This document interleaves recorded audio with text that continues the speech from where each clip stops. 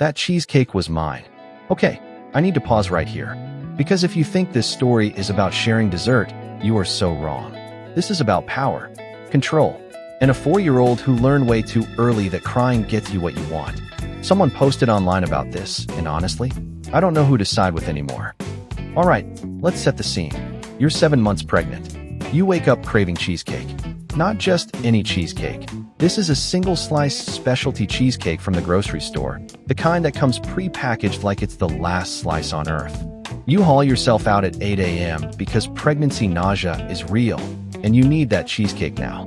You get home. You're hit with waves of nausea, so you stash it in the fridge and collapse into bed, dreaming of cheesecake.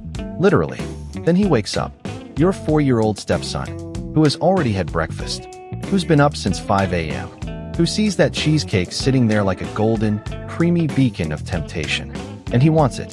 Badly. He cries. He screams. He melts down because, let's be real, 4-year-olds do not understand delayed gratification.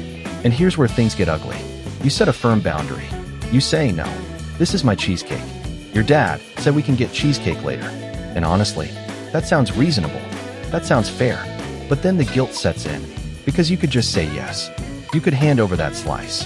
You're pregnant. You're tired. You're nauseous. And at the end of the day, it's one slice. What's the harm? No, wait. Let's back up.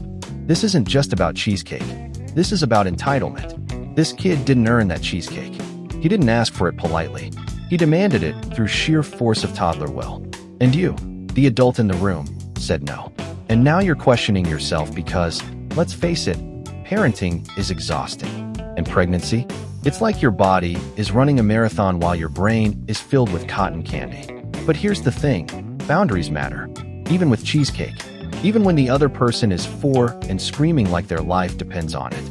You told him no. You explained why. And you followed through. That's not being an asshole. That's being a parent. But the guilt is real. Because deep down, you know you could have just given him the slice. You could have said yes. And for a second, you wanted to. Because pregnancy hormones are a beast, and sometimes you just want to make the screaming stop. But then you remember, you're the adult. You're the one who craved that cheesecake after waking up nauseous. You're the one who deserved it. And just because he's 4 doesn't mean he gets to dictate your snacks. That popsicle you got him, that was his treat. Chocolate for dad, also his treat. But cheesecake, that was yours. And now you're saving him some for when he comes back with his dad. Because you're not a monster. You're just a pregnant woman who really wanted cheesecake. So I need to pause here. Because this story isn't just about dessert. It's about control. It's about boundaries.